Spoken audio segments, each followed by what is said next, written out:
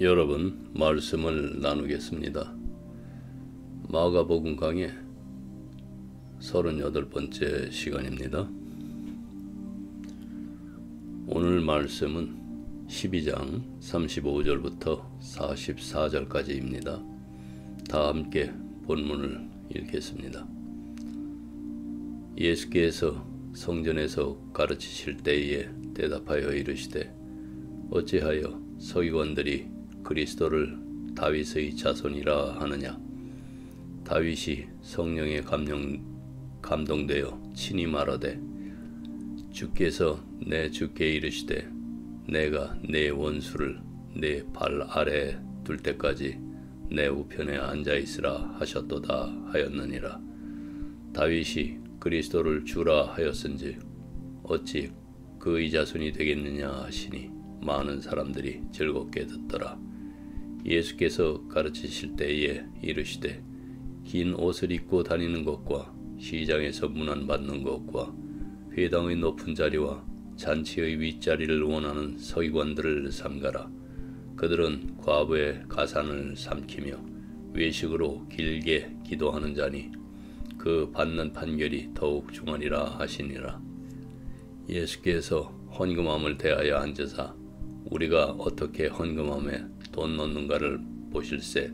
여러 부자는 많이 넣는데 한 가난한 과부는 와서 2렙돈 곧 한 고드란트를 넣는지라.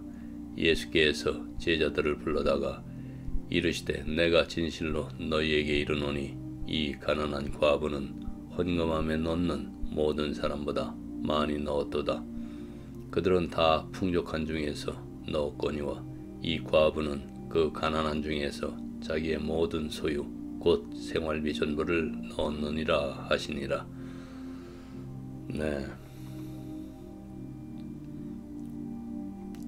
지난 시간에 마가는 종교 지도자들과의 토론 후에 아무도 감히 예수님에게 질문하지 못했다고 결론을 짓습니다. 이 진술은 예수님과의 모든 대립을 결론 짓습니다. 오늘 본문 내용을 원문을 의역을 해서 들려드리고 각 구절들의 내용들을 자세하게 살펴보도록 하겠습니다. 전체 의역한 본문 내용을 좀 읽겠습니다. 그 후에 예수께서 성전에서 가르치시며 이르시되 서기관들이 그리스도께서 다윗의 아들이라고 주장할 수 있는 이유는 다윗 자신이 성령의 영감을 받아 이렇게 말했기 때문입니다. 주께서 내 주께 말씀하셨다. 너는 내 오른편에 앉아라. 내가 내 원수들을 내 발등상으로 만들 때까지 말이다. 다윗이 그리스도를 주님이라고 부르는데 그가 다윗의 아들이라는 생각은 어디서 나온 것인가? 많은 군중이 이 말씀을 듣고 큰 기쁨을 느꼈고 예수께서는 계속해서 가르치셨습니다.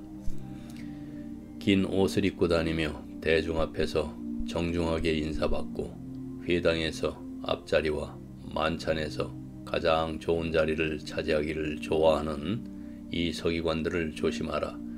이들은 과부의 재산으로 살찌우고 긴 기도를 함으로써 자기들이 하는 일을 은폐하는 사람들이다. 그들은 단지 그들의 처벌의 심각성을 더할 뿐이다. 그러자 예수께서 성전의 구호품 상자 맞은편에 앉아 사람들이 구호품 상자에 돈을 넣는 것을 지켜보셨습니다. 많은 부자들이 많은 돈을 넣었습니다. 그러자 가난한 과부가 와서 2개의 작은 동전을 넣었는데 합하면 한 파땡 정도였습니다. 페니. 예수께서 제자들을 불러서 말씀하셨습니다. 잠시 예수님 시대의 그 화폐 단위가 좀 복잡한데요. 이러한 화폐들은 단순한 경제수단을 넘어서 예수님의 비유와 교훈 속에서 신앙적 메시지를 전달하는 상징으로 자주 등장했습니다. 성경에. 좀 알아보고 가겠습니다. 예수님 시대에는 로마, 헬라, 유대 전통의 화폐가 함께 사용되었습니다. 가장 일반적인 화폐는 로마의 데나리온으로서 하루 노동자 품삯에 해당하는 은화였습니다. 그리고 드라코마가 있죠. 드라크마는 헬라 지역의 그 은화인데 데나리온과 비슷한 가치였습니다. 그리고 세겔은 유대 전통의 은화인데 약 11g의 은으로 구성되어 있어서 성전세로 사용되었습니다. 그리고 고액 화폐인 달란트는 이것도 은인데 노동자 16년치 임금에 해당하는 큰 단위였습니다. 그 마태복음 18장 23절부터 35절에 나오는 용서할 줄 모르는 종의 그 달란트 비유가 있죠. 이 비유에서 예수님은 하늘나라를 설명하시면서 한 종이 왕에게 1만 달란트라는 엄청난 빚을 탕감받고도 자기에게 100데나리온 빚진 동료를 용서하지 않고 감옥에 가두는 모습을 보여줍니다. 여기서 핵심은 1만 달란트와 100데나리온의 엄청난 가치 차이, 그러니까 즉 받은 은혜에 비해서 너무나 인색한 베품의 태도를 드러내는 것입니다. 즉 사랑의 태도를 말하는 것입니다. 그리고 이 소액 거래는 이제 렙돈과 코드란테스 같은 동전이 쓰였는데, 렙돈은 데나리온의 한 약 128분의 1 가치, 그리고 코드란테스는 약 한 64분의 1 가치였다고 합니다. 그래서 영어 성경에서는 코드란테를 파르싱으로 이렇게 번역해서 보잘것없는 가치를 상징적으로 표현을 했습니다. 그래서 오늘 본문에서도 제가 이 파르싱 펜이, 지금으로 말하면 미국에서 보면은 펜인데, 그래서 여러분들이 이해하기 쉽도록 그것을 사용을 했고요. 계속해서 예수님이 말씀하십니다. 저를 믿으세요. 이 가난한 과부는 다른 모든 사람보다 더 많이 넣었습니다. 그들은 모두 쉽게 감당할 수 있는 것을 넣었지만 그녀는 가난해서 많은 것을 필요로 하면서도 모든 것을, 그러니까 그녀의 모든 생계를 주었습니다. 예수께서는 이제 질문으로 중단된 가르침을 다시 시작하실 수 있게 되었고, 서기관들이 대답할 수 없는 질문을 하나 하셨습니다. 메시아는 다윗의 혈통에서 나올 것이라고 보편적으로 여겨졌습니다. 당시 유대에. 그렇다면 예수께서는 다윗이 성령의 영감을 받아서 시편 110편 1절에서 자신의 후손이 자신의 주가 될 것이라고 말할 수 있었을까요? 서기관들과 바리새인들은 메시아가 인간일 것이라는 것을 인정할 준비가 되어 있지 않았지만은 어떤 의미에서 초인적일 것이라고 생각했습니다. 그러나 그들은 그가 다윗의 후손이 될 것이라고 똑같이 강조해서 가르쳤습니다. 예수께서는 사실상 다윗의 후손이 그들 앞에 있지만은 그들은 그를 알아보지를 못할 것이라고 말씀하시는 것입니다. 지금. 그러나 널리 받아들여진 사실은 다윗이 메시아를 예언하면서 그를 자신의 후손이자 주님으로 말한다는 것입니다. 군중이 이 말을 기쁘게 들었던 때에는 서기관들이 예수에 대해서 적대적인 태도를 보였기 때문이기도 하지만은 예수께서 그들에게 메시아가 평범한 인간임을 확신시켜 주셨기 때문이기도 했습니다. 예수께서는 이제 서기관들의 허세, 야망, 탐욕에 대해서 경고하십니다. 율법에 따라 서기관들은 과부의 재산을 관리했지만은 예수께서는 그들이 동시에 자신의 주머니를 채운다고 직접 비난하십니다. 그러한 행동을 은폐하려는 그들의 위선은 실제로 그들의 긴 기도로 인해서 조금도 완화되지 않습니다. 사실 이 위선은 그들을 더욱 죄인으로 만듭니다. 그 구호품 상자, 그러니까 헌금함이라고 한글 성경에서는 번역이 되어 있는데, 실제로 크고 작은 선물을 넣을 수 있는 나팔 모양의 용기 이렇게 실어지었습니다. 많은 사람들이 성전에 많은 돈을 내었고 의심할 여지 없이 자신들이 더 나은 사람이 되었다고 생각했습니다. 그러나 가난한 과부는 예수의 눈을 피하지 못했죠. 그리고 그는 겉보기에 아주 적게 낸 그녀가 사실은 다른 모든 사람들보다 더 많이 내주었다고 아주 단호하게 선언합니다. 예수님은 가난한 여자가 생계를 전부 주는 것과 부자들이 과시적으로 주는 것을 대조하고 있는 듯 합니다. 네, 이것이 전체 내용이었고요. 이제 각 본문 구절들을 좀 함께 살펴보겠습니다. 35절부터 37절까지 이제 종교 지도자들이 묻는 것을 마쳤으니까, 그리고 이어서 그리스도의 그 다윗의 자손에 관한 그들의 질문에 대해서 위에서 말씀드린 대로 시편 110편 1절에서 두 가지 수사적 질문을 던지십니다. 수사적 질문이란 답을 기대하지 않고서 던지는 질문입니다. 말하는 사람이 이미 답을 알고 있거나 청중도 그 답을 명확히 알고 있을 때 사용됩니다.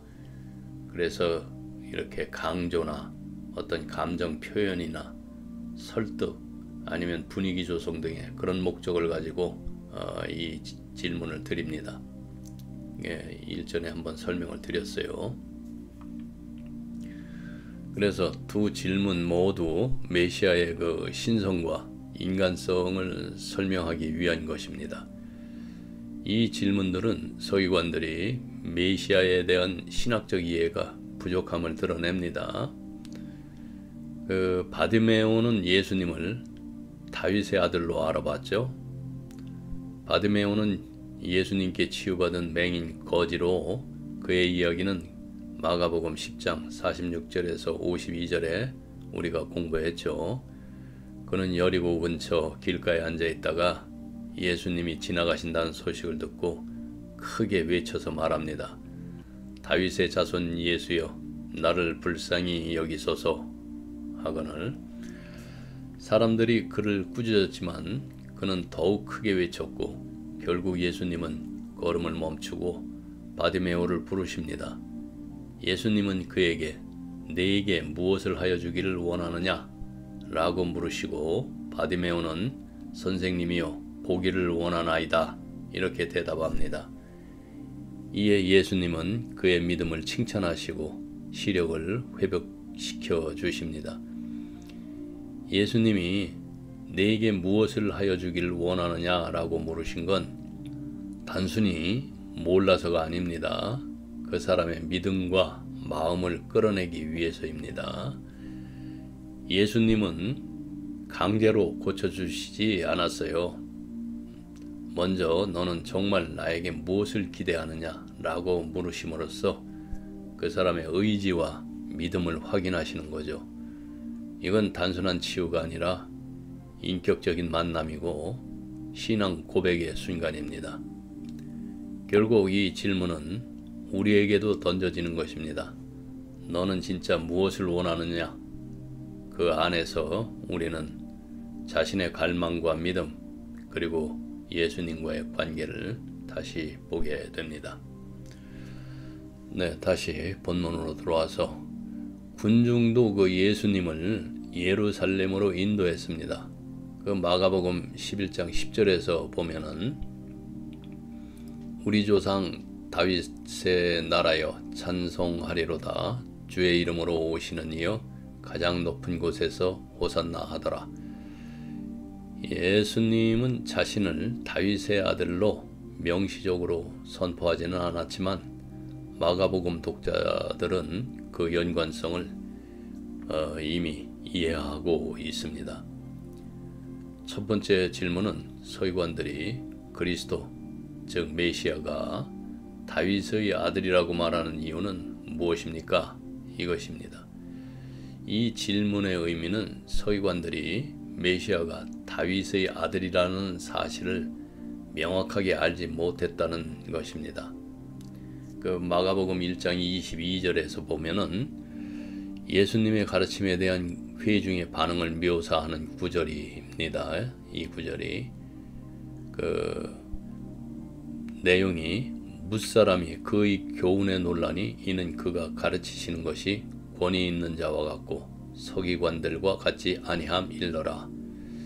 네, 이 구절은 예수님의 말씀에 담긴 권위와 생명력을 강조합니다. 당시 서기관들은 율법을 해석하되 전통에 의존을 했지만은 예수님은 하나님의 직접적인 그 권세로 말씀하셨기에 사람들은 놀라움과 경외심을 갖게 된 것입니다. 다시 본문으로 들어와서 예수님은 성령으로 말씀하신 그 다윗의 말씀을 인용하셨습니다. 여기서 주, 첫 번째 주라고 나오는 것이 히브리어 야훼입니다. 그래서 야훼께서 내 하는 것은 다윗의 주, 다윗의 주의 내 주는 그 히브리어 아도나이입니다. 그래서 야훼께서 다윗의 아도나이에게 이르시되, 이렇게 해석하면 됩니다. 내가 내 원수들을 내 발등상으로 삼을 때까지 너는 내 우편에 앉아 있어라. 그러니까 야훼는 아도나이, 즉 하나님의 다른 이름입니다. 아도나이에게 말씀하는 것이지만은 아도나이는 하나님이시자 다윗의 후손, 다윗의 아들입니다. 따라서 다윗의 아들은 아도나이로서 신성이면서도 다윗의 후손으로서 인간이므로 인간적이어야 합니다. 그래서 메시아는 다윗의 주님이자 아들이며 이스라엘의 다윗의 왕좌를 회복하실 것입니다. 그래서 사무엘하 7장 12절에서 16절을 보면은 하나님께서 다윗에게 주신 메시아적 언약, 즉 다윗 언약에 관한 예언인데요. 이 말씀은 단순히 솔로몬의 그 왕위 계승을 넘어서 영원한 왕국과 메시아의 도래를 약속하는 아주 핵심적인 성경 구절입니다. 좀 보겠습니다. 내 수한이 차서 내 조상들과 함께 누울 때에 내가 내 몸에서 날 내 씨를 내 뒤에 세워 그의 나라를 견고하게 하리라. 그는 내 이름을 위하여 집을 건축할 것이요 나는 그의 나라 왕위를 영원히 견고하게 하리라. 나는 그에게 아버지가 되고 그는 내게 아들이 되리니 그가 만일 죄를 범하면 내가 사람의 매와 인생의 채찍으로 징계하려니와 내가 내 앞에서 물러나게 한 사울에게서 내 은총을 빼앗은 것처럼 그에게서 빼앗지는 아니하리라. 내 집과 내 나라가 내 앞에서 영원히 보존되고 내 왕위가 영원히 견고하리라 하셨다 하라. 네, 좀 살펴보면은 12절에서 내 몸에서 날 씨의 뜻은 여기서 히브리어 제라가 사용되었는데 제라는 대를 이어갈 다윗의 후손을 말합니다. 여기서 1차적으로는 솔로몬을 가리키고 다음은 이제 왕위에 오른 후손들, 최종적으로는 메시아를 가리킵니다. 랍비들은 씨를 메시아로 보았고 신약에서 이제 베드로는 예수 그리스도라고 증언하고 있습니다. 그 관련 구절은 사도행전 2장 30절 그리고 이사야서 55장 3절 참조하시고요. 그리고 13절에서 그 자손이 하나님의 집을 건축할 것, 이것은 솔로몬이 성전을 짓는 일로 성취되지만은 궁극적으로는 메시아가 영원한 성전을 세우는 상징으로 해석이 됩니다. 그리고 14절에서 나는 그에게 아버지가 되고, 여기서 그는 솔로몬을 가리킵니다. 그러나 히브리서 1장 5절과 시편 2편에 의하면은 메시아 즉 신약에서는 예수님께 대한 예표로 이해가 됩니다. 즉 예수 그리스도를 뜻합니다. 15절은 다윗의 면전에서라는 뜻은 목격하였다는 말입니다. 그리고 16절에서 내 앞에서 영원히 보존되고, 이 말은 다윗 왕가는 계속되지 못하고 나중에 바벨론에게 멸망당하죠. 그러나 이 말씀은 메시아 왕국에서 실현이 됩니다. 참고로 다윗 왕조는 처음엔 하나님께서 직접 세우신 복된 왕가였어요. 하지만 시간이 지나면서 점점 무너졌죠. 솔로몬이 다윗의 뒤를 이어서 왕이 되었을 때는 나라가 아주 번성했습니다. 그러나 말년에 우상 숭배에 빠지면서 하나님께서 진노하십니다. 그래서 그 다음 세대부터는 나라가 둘로 갈라졌어요. 그 북이스라엘과 그 남유다로요. 다윗의 왕가는 이제 남유다에서만 계속 이어졌습니다. 그런데 남유다의 왕들도 대부분 하나님 말씀을 따르지 않았고, 결국 하나님은 여러 선지자를 보내서 경고하셨지만은 백성들과 왕들이 듣지를 않았죠. 그래서 바벨론이 쳐들어와서 예루살렘을 무너뜨리고 마지막 왕 그 시드기야는 포로로 끌려갑니다. 이때 다윗 왕조는 역사적으로 끝나게 됩니다. 하지만 중요한 건 하나님께서 다윗에게 내 왕위가 영원히 견고하리라고 약속하셨다는 것입니다. 그 약속은 예수님을 통해서 이루어졌죠. 예수님은 다윗의 혈통으로 오신 메시아이고 그분의 나라는 영원합니다. 그러니까 다윗 왕가는 역사 속에서는 멸망했지만 하나님의 구속 계획 안에서는 완성된 것입니다. 네, 본문으로 돌아와서 이 신학적 난제는 예수님께서 그러므로 다윗이 그리스도를 주라 칭하였으니 어떻게 그의 아들이 되겠느냐라고 질문하심으로써 인식이 되고 있습니다. 예수님은 유대인 학자들이 답을 알지 못했기 때문에 그들을 침묵하게 하십니다. 일반 사람들, 그러니까 문자적으로는 큰 무리입니다. 일반 사람들은 그분을 죽이려고 음모를 꾸미던 그 종교 지도자들과는 대조적으로 그분의 말씀을 아주 기쁘게 들었습니다. 이 시점에서 예수님은 군중에게 인기를 누리고 계셨습니다. 38절에서 40절, 이제 이 부분은 예수님께서 서기관들의 그 위선을 정죄하시는 부분입니다. 예수께서는 서기관들의 교리를 약화시키는 것 외에도 군중에게 서기관들을 조심하라고 경고하셨습니다. 그들은 대중의 명예와 인정을 원하기 때문인데요. 서기관들은 긴 옷을 입고 다니며, 즉 휘날리는 명예의 옷을 뜻합니다.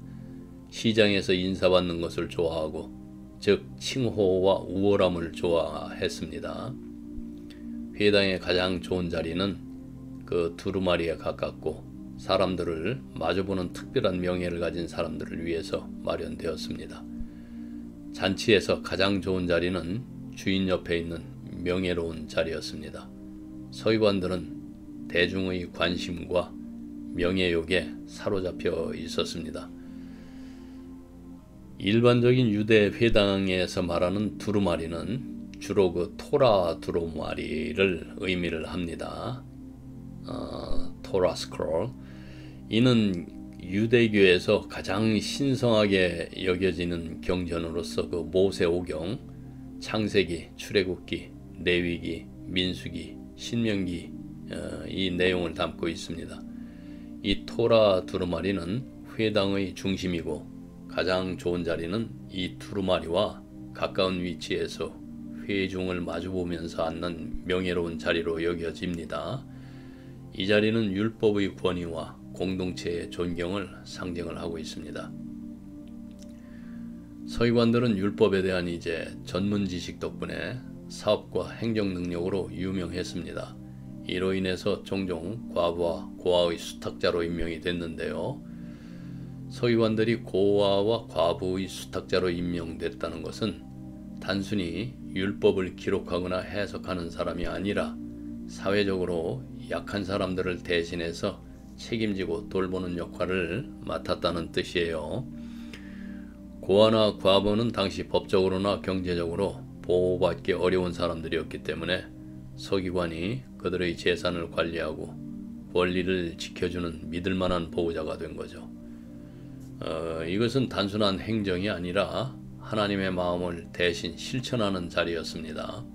그래서 서기관은 공동체 안에서 존경받는 위치였지만 예수님은 그들이 그 책임을 외면하거나 남용할 때 강하게 꾸짖으셨죠.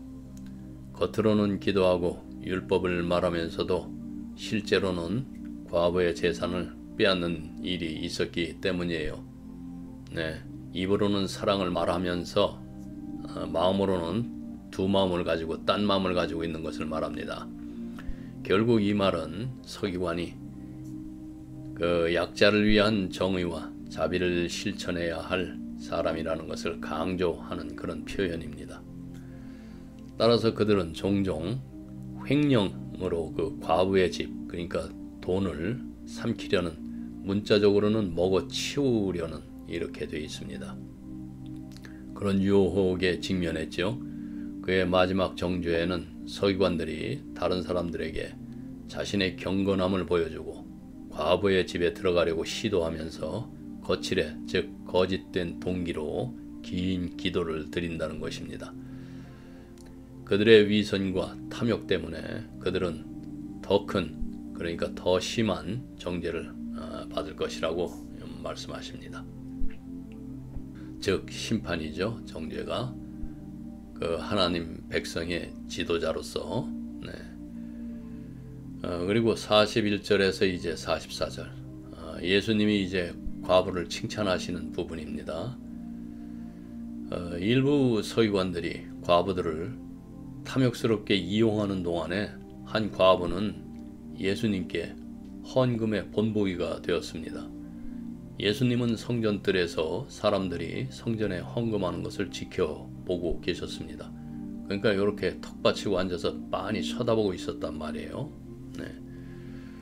헌금은 그 뜰벽 주변에 간격을 두고 놓인 그 나팔 모양의 헌금통 그 13개를 가리킵니다.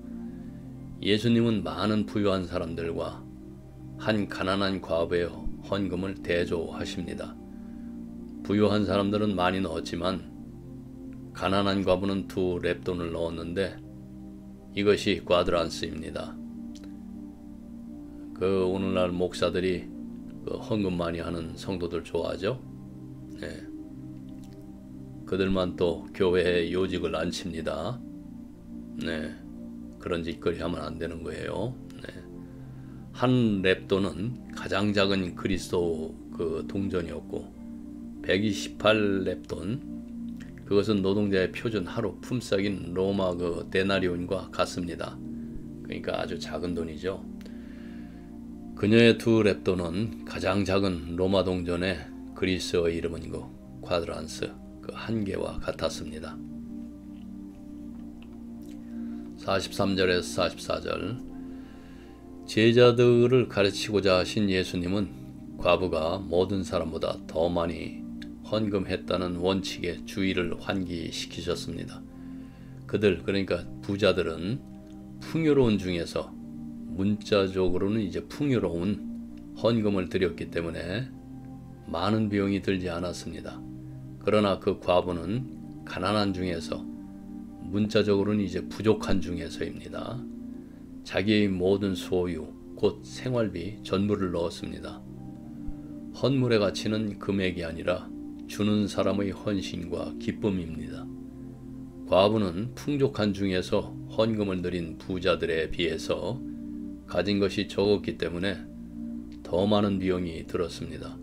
그리고 그녀는 사람들의 칭찬과 명예를 기대하지 않고 하나님께 대한 감사와 하나님께 돌려드리는 기쁨으로 헌금을 드렸습니다. 헌금의 진정한 가치는 헌금의 양이 아니라 어떻게 그리고 왜 드렸는가에 있습니다. 아이러니하게도 예수님은 영적인 사람으로 인정받기 위해서 열심히 일하는 그 서기관들을 비난하셨지만 가난한 과부는 참된 경건함으로 칭찬하셨습니다. 그래서 이 지금 말씀, 예수님은 영적이란 이런 사람들, 오늘날 교회 내에서도 많이들 이야기하죠. 특히 워치마니 같들, 인정받기 위해서 열심히 일하는 그 서기관들을 비난하십니다. 그러나 예수님은 그리고 가난한 과부의 참된 그 경건함을 칭찬하셨습니다. 자, 이제 본문을 좀 정리하겠습니다. 오늘 본문에서는 예수님은 세 가지 중요한 장면을 보여주셨습니다. 첫째가 다윗의 자손이면서 다윗에 주어진 그리스도, 그러니까 35절에서부터 37절 말씀인데, 서기관들은 그리스도를 단순히 다윗의 후손, 곧 정치적 메시아로만 기대를 했습니다. 그러나 예수님은 시편 110편을 인용하시면서 다윗조차 그리스도를 내 주라 불렀음을 지적하십니다. 예수님은 단순히 다윗의 혈통적 후손이 아니라 다윗보다 크신 분, 곧 주님이시라는 것입니다. 많은 사람들이 이 말씀을 듣고 즐거워했습니다. 왜냐하면 그들의 눈이 열려서 메시아가 단순한 인간 통치자가 아니라 하나님의 아들이심을 깨닫게 되었기 때문입니다. 두 번째로 서기관들의 위선과 탐욕에 대해서 38절에서 40절까지 예수님은 서기관들의 잘못된 태도를 폭로하시죠. 그들은 긴 옷을 입고 다니면서 사람들의 존경을 원했고 회당의 앞자리, 잔치의 윗자리를 차지하려 했습니다. 게다가 과부의 재산을 뺏으면서도 겉으로는 경건한 척 길게 기도합니다. 예수님은 그들이 더 무거운 심판을 받게 될 것이라고 경고하셨습니다. 하나님은 외모를 보지 않으시고 마음을 보시며 위선은 반드시 드러나고 심판받습니다. 그리고 셋째, 가난한 과부의 헌신, 그 41절에서 44절 말씀이에요. 예수님은 성전 그 헌금함 앞에 앉으셔서 사람들이 드리는 것을 지켜보셨습니다. 좀 들락거리는 사람들이 좀 민망했기도 했겠어요. 부자들은 많이 넣었어요. 그러나 그것은 그들의 풍족함에서 나온 여분이었고, 그런데 한 가난한 과부가 두 렙돈, 아주 작은 돈이지만 자기 전부를 드렸습니다. 예수님은 제자들에게 말씀하십니다. 이 과부가 가장 많이 드렸다. 하나님은 금액을 보시지 않고 마음과 헌신을 보십니다. 이 과부는 가진 것은 적었지만 하나님께 자신의 모든 것을 의탁하며 드린 것입니다. 이것이 바로 이제 참된 믿음과 예배의 모습이죠. 그래서 여러분, 이 세 장면은 서로 연결되어 있습니다. 그 첫째가 예수님은 다윗보다 크신 주님이시고, 그러므로 우리의 삶의 중심은 오직 예수 그리스도께 있어야 합니다. 둘째가 신앙은 사람들의 그 시선과 인정이 아니라 쫙 빼입고 교회에 매일 성경을 가슴에 안고 나타나는 것이 아니라 하나님 앞에서의 진실함이어야 합니다. 서기관들은 사람에게 보이려 했지만은 결국 더 큰 심판을 받게 될 것입니다. 세 번째, 그 참된 헌신은 외적인 크기가 아니라 마음의 중심에서 나옵니다. 가난한 과부는 가장 적게 가진 사람이었지만 하나님께 가장 크게 드린 사람이 되었습니다. 오늘 우리는 누구 앞에서 살고 있나요?